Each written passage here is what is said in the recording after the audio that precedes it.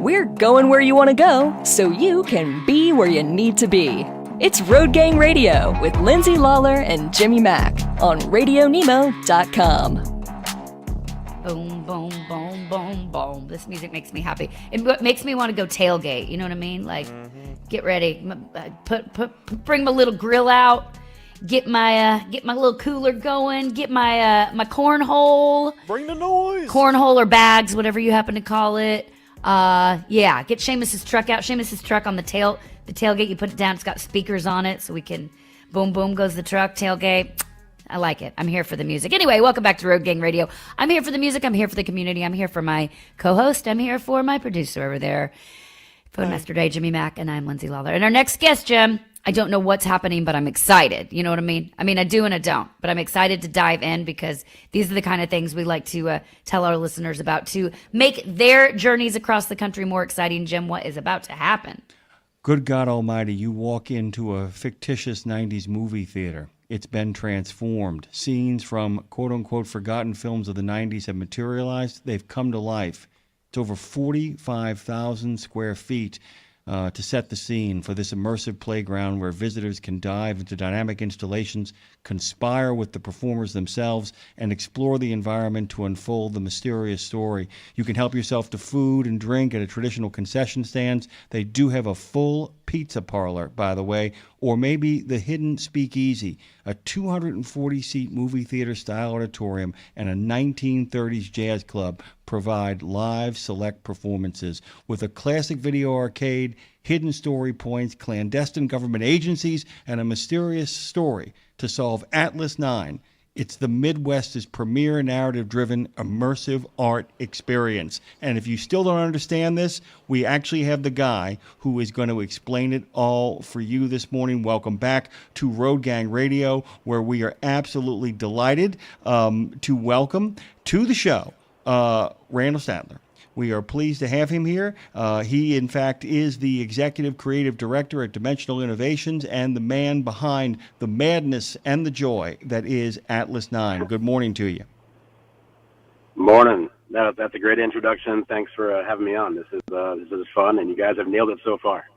Yay! Well, we're excited to dive deep. But my very first question, Randall, and good morning, is I want to know, is this the vision that has become what is Atlas 9?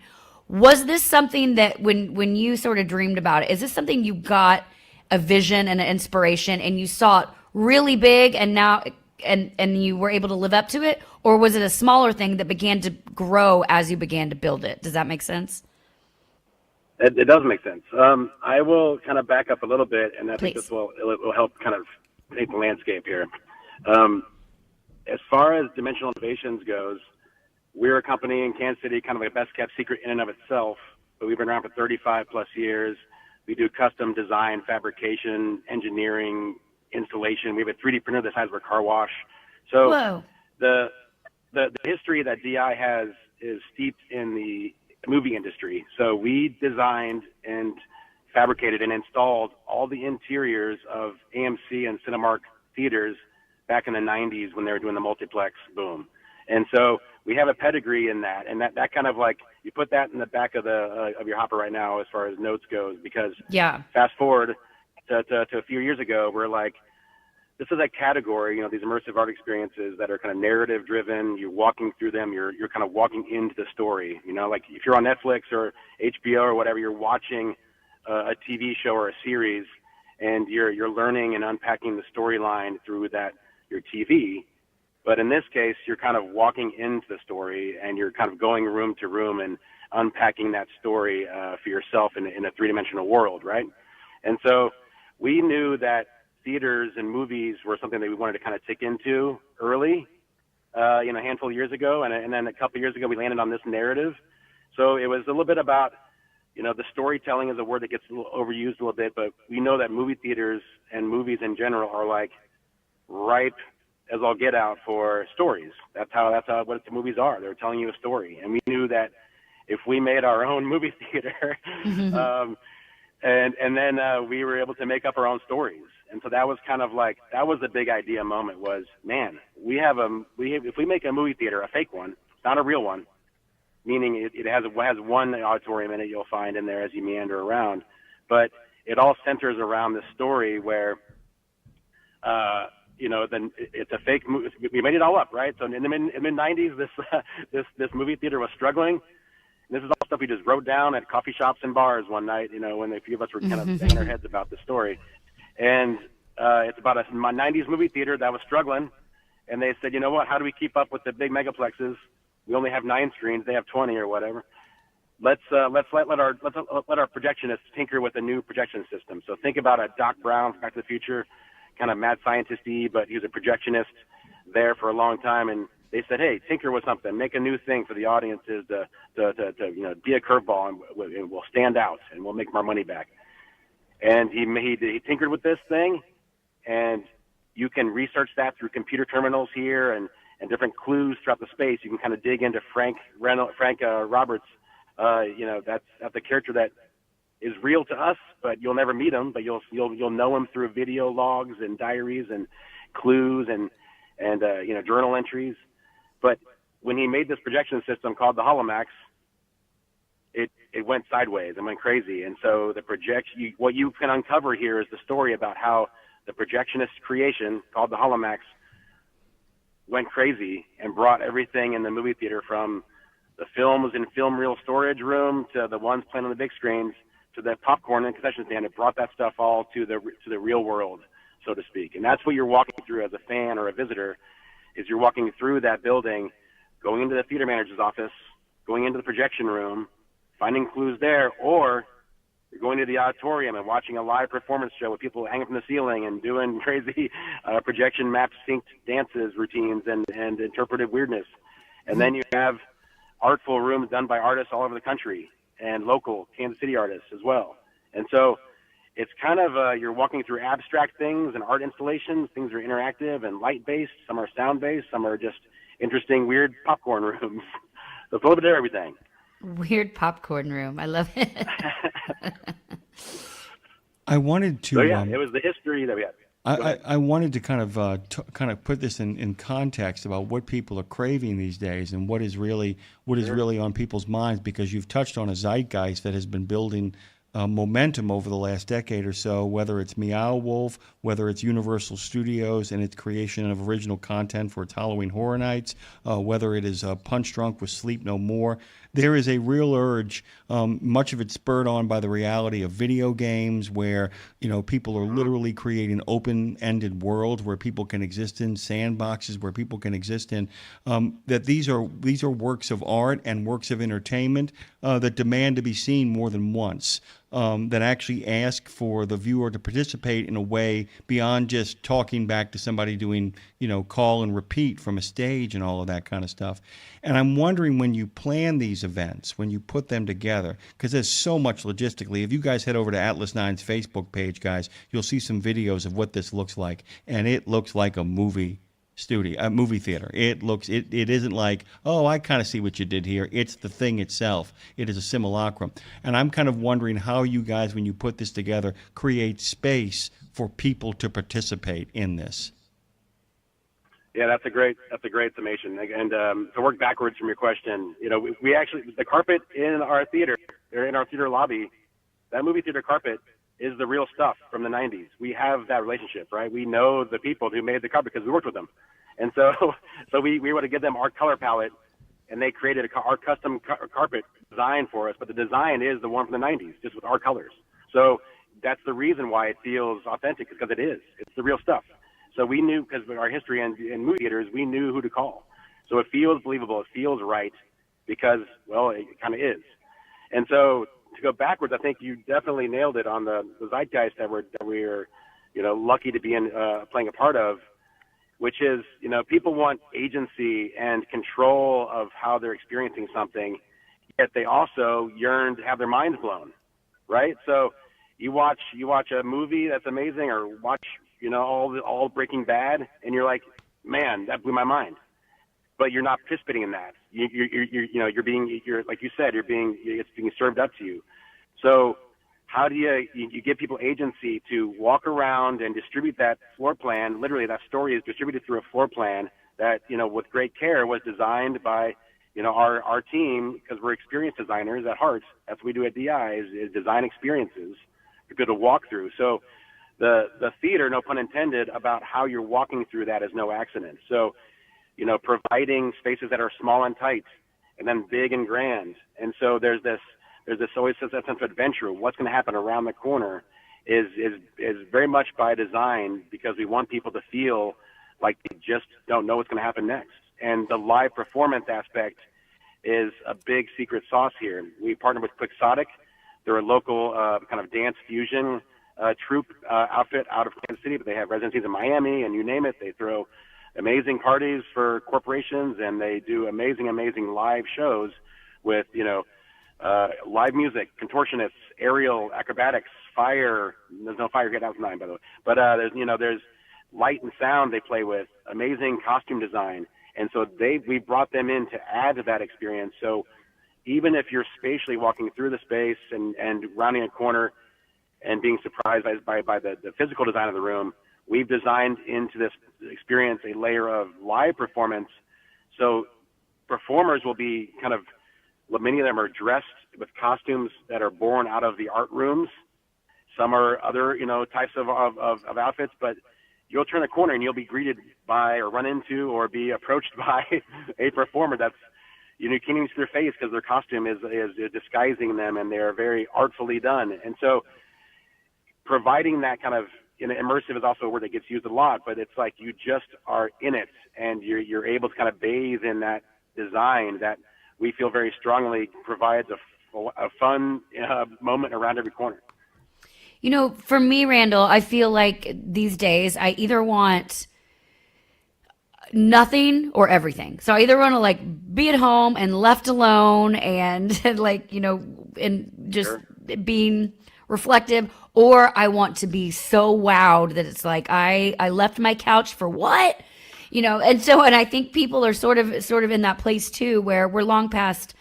I hate people that are still saying we're starting to come out of COVID. I'm like, no, we are out of COVID. We're long past out of COVID. But people are. I'm finding just personally, there's more action and activity popping up for me in my social life, because people aren't okay just sitting at a bar anymore. People aren't drinking as much as they used to. People aren't just. I mean, I know that's still happening, but people are really want to be wowed. So with all this and your heart and soul and this creation of it, what do you think? This experience is giving people that is more than just an entertainment. And was it something that you're like, I see a need, there's something that isn't there, I'm going to create it, that people are really seeking? What is this giving those seekers? Yep. I mean, there's a few answers to that. That's a great question. There's a few answers there. One, I think people love, voyeuring into other worlds, right? They're curious. They want to know what's out there. They want to see what's out there. And sometimes that's fiction. And so they want escapism. They want to be transported somewhere else and be stimulated in ways that a good book does, is take you to different worlds, take you to different parts of the world, and it can time travel you even, right? And so people crave that. And I think that's a classic story. Humans are designed to consume stories from, it sounds corny, but caveman days, right? That's verbal, records and stuff. And the storytelling is how humans are designed to consume the world around them. And, we are in sensory overload mode now, but I think at its core, it's about, I want to hear a story. And now you get to kind of experience a story. There's also just the camaraderie you have by going with friends and seeing the reactions in the moment to something that they are enjoying. And I get to appreciate seeing my friends or my daughters or my wife or whomever see and react to something, and I see joy there, or curiosity, or get startled or something. And that is a human reaction that when people go with their friends, they get that joy by experiencing with them and being able to talk about it with them and having the pictures that last from being there with them. And I think that's a big thing, is the real world. We call it the meat world, right? There's a digital world and there's a meat world. That's our world that we walk around in. We're all made of meat, right? And so I think people crave that because, and there's a little bit of, I don't want to go on a soapbox about the digital, cell phone age, but, we've had a lot of that past 20 years or whatever, right? And so I think they're at its core, people want to experience things and be in something and be told a story. And I think that is at its core what Atlas 9 does, is tells a good story. It feels believable. We took great care to make it so. And I think sharing that story with people is what I find to be the greatest joy. And I think people who come here and see the story also see the craftsmanship and the attention to detail. And I think they see themselves having a role in the world if they're an artist or a fabricator or a designer or a welder or an engineer or a technologist. I think they see this as a validating moment of like, hey, I can get paid to create something like this. You know, there's a job. This is an ascending industry, the experience industry of themed entertainment and whatnot that provides creative outlets that are really tangible, and you know, you can have a day job doing that if you have a passion for creating things like that, and that hasn't always been the case. And so artists and other things, you know, they sometimes have to compromise here and there on what, you know, their income might be day job wise, and then do the art as a side thing or something, right? I mean, I'm exaggerating here, but no, yeah, you're not. No, you're spot not. on. No, you're talking to two people. I'm a songwriter in Nashville. Jim's a playwright, so you're absolutely right. Yep, right on. You get it. Yeah. So it's like there's an extension here for you, right? And so that's what we're trying to also not lose sight of, and collaborating with, you know, content. You know, we're gonna have a film festival, an animated film festival here. You talked about COVID. COVID nukes the animated film festival in the United States, and during that time, because no one's going to movies, right? So we're gonna host the Cinemorphia Animated Film Festival here in February. That we're already working with, you know, regional college students and you know, to submit short animated films that will culminate with that animated film festival in late February. So that's going to be content will always be different here, because we've given it a platform and a foundation and a chassis of which to allow a variety of content to be presented. And that, you know, again, that 240 seat movie theater is no joke. It's real seats. It's a 180-degree projection match craziness that will blow your mind by itself. I mean, hell, you can interact some of the seats. You can interact with the screen. You can drive a joystick around and smear the screen around. You know, it's a fake soda cup in the cup holder with a joystick on it. There's a couple of, you know what I'm saying? So it's that kind of stuff, that things you couldn't do in a theater, you can do now. And also the content is going to keep it. It's made lifeblood as this thing stays open. That live performance and that you know, that fresh content will allow people to come back and see different things or have different reasons to come here. Let me ask you something from a total process standpoint. If you're creating, say, Mute your Google Meet. Somebody's Google Meet. It must be me. It's me. I had to log off. If you're creating a script for this, okay, this is a back and forth script process then, because you have to have the basic foundational story out there, and then the people who are building and designing play such a large part in kind of creating what that world is going to look like, that they're going to then come back to the people who are creating the script and give them cool gadgets and possibilities that might then affect the story in ways that, you know, writing a screenplay or a script don't always do. So that your art direction and the people who are building props and building installations actually have as much of an impact on the final product of the story as anyone creating the script from a story standpoint. Is that kind of right? Absolutely. You gave me goosebumps. No joke. I said goosebumps because you nailed my favorite part about this whole process. And I've said this before in different talkings is my favorite thing that I'll miss forever is the collaborative nature of this project. Is the everybody from different skill sets and backgrounds were collaborating. We gave ourselves a big capital P permission to leave room in the narrative and give just enough of narrative trailheads to give to collaborators, artists, craftsmen, technology, you name it, who's going to fulfill these things or with us.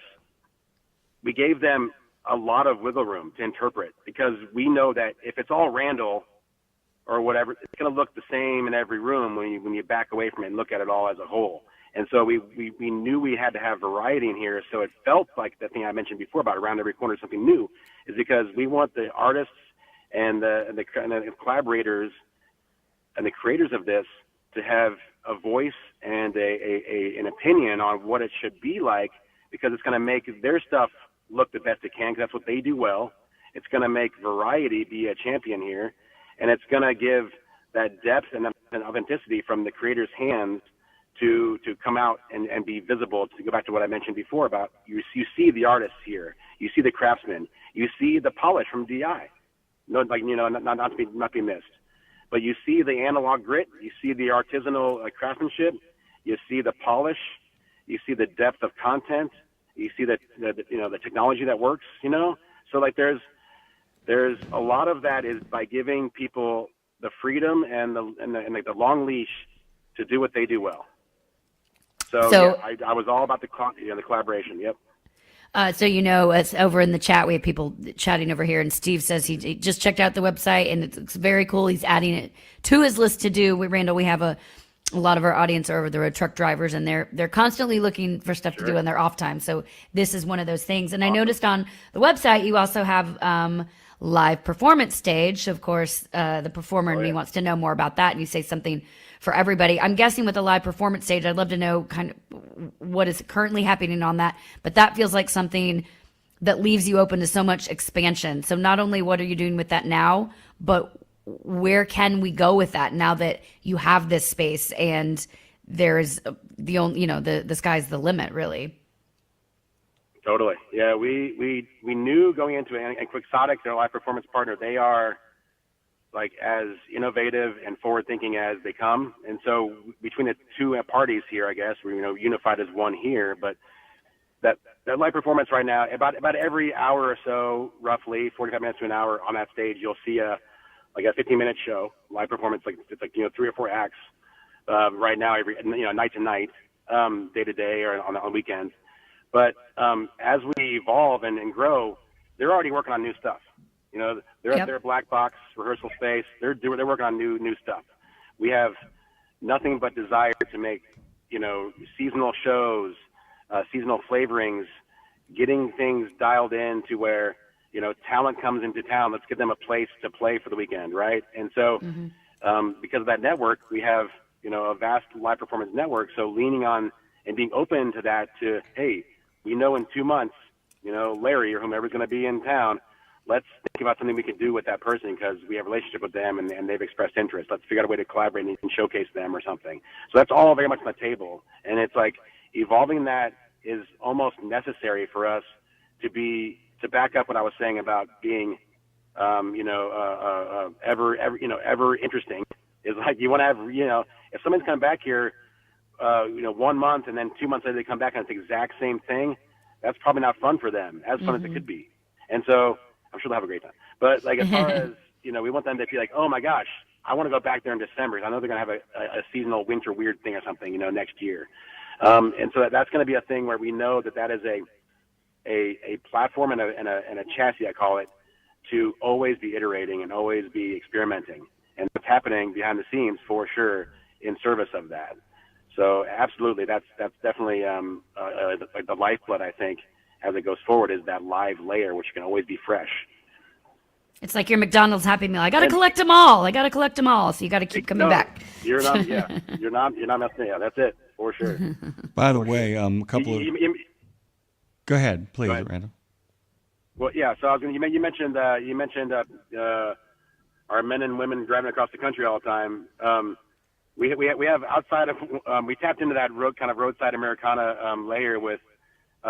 We worked with Mark Klein and Joel. Joel is he does Muffler Man. He's the expert on Muffler Men, and Muffler Men were like those fiberglass like 20-25 foot tall statues back in the day, holding mufflers up in front of like automotive shops, and then they kind of twisted and changed to like holding groceries, and these big classic mid-century fiberglass sculptures, and we tapped into the guy who had the original molds, and we had him make a custom astronaut holding one of the Atlas 9 signs out in front. I'm looking at it right now, actually, and so that is a on the roadside America kind of map, if you want to call it that, which is tapping into that kind of era of travel and back in the early days of movie theaters, and so there's a whole story behind that in and of itself. So we no stone unturned as far as how to tap into like the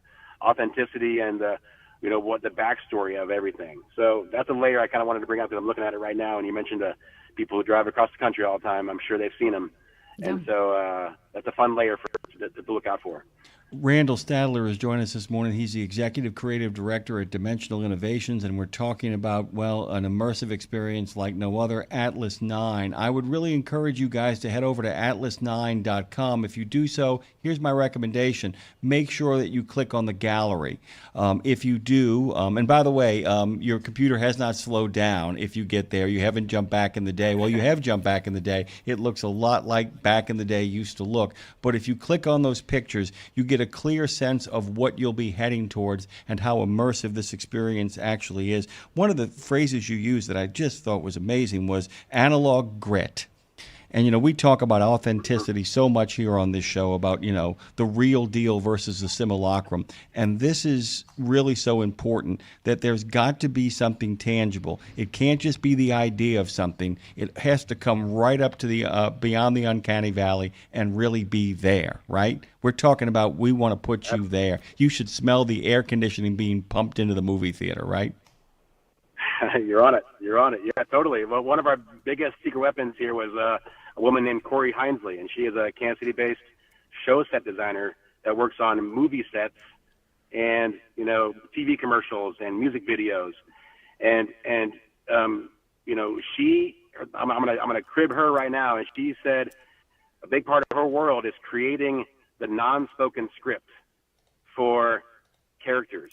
So she helped bring to life, her and her team, the manager's office, the employee break room, the Atlas 9, storage by narrative. I mean, the narrative world of that, the storage area, the projectionist, room, and all these things are her leaning into the characters that we teed up. And she said, I'm going to bring Melissa Hartwell to life. That's the theater manager who went missing during the malfunction. But you're going to walk into that office and see photographs of her and her shoes and her jacket and her computer. And you can go on and log into and see files and emails. You can see her, her grade school photo of her as Dorothy because she loved movies back when she was a kid. And so that level of authenticity was very, very, very important to us. So we used real projectors from drive-ins that we harvested and had relationships with, and we got to have these old, and that's the ones that we used and made Frankenstein versions of those by, combining different old hardware, welding them, you name it them, and if you know your stuff, you're going to see that is, that's that model. That's what they used in the 60s or 70s or 80s or whatever. Those are going to be real things that we've made into other things. And so when you walk around them, we're not afraid of a little bit of a rust or a little bit of grit, like you mentioned, or that there's a level of that I think feels good. And you could, if you find yourself in a couple of these rooms, you might look at these artifacts and, oh my God, I remember that.